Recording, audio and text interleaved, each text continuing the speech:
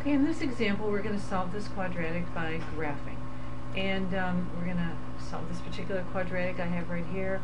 And also to let you know, in the text, right here, example 3 is also by graphing. So you can refer to that in your text if you want an additional example. Alright, so let's pull up our calculators. I have mine handy right here. And you're going to go to y equals. And go ahead and type in that equation. 2x squared plus 5x minus 3. And it's always good to start with a standard window, unless you know specifically you should have a different window. Zoom 6 is our standard window. So there's our graph right there. And we can see that it crosses the x-axis in 2 spots. So we need to find those 2 solutions right there. So we're going to do that using the 0 feature. We're going to press second, trace. That takes me to this to the screen. And so I'm going to arrow down to 0 and press enter. And you have to find each one separately. And I just like to find the left one first just because it's on the left, that's all. So the command says left bound. So I'm going to put my cursor to the left of the 0. I realize it looks like it's above it, but it is to the left of it in the x direction. So then I press enter, and now it's asking me for right bound. So I'm going to come over to the right of the 0, and I know it looks below, but it is to the right of the 0. Press enter, and enter one more time. So x equals -3.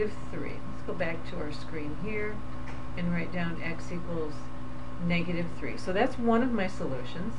Let's go find the other one. So we're going to do the same command again. Second, trace, go down to 0, press enter.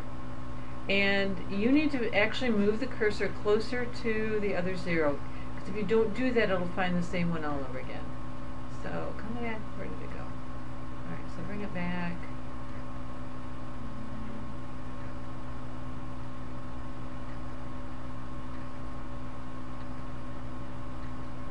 There we go. I feel like it got away from me there. Okay, there. Now I think it's to the left. Okay, so it's to the left of that particular 0. Press enter. And now it wants it to go to the right. So we're going to make it go to the right. It looks like it's just above the x-axis, so it's to the right of the 0. Press enter. Press enter one more time. And it looks like it's 0.5.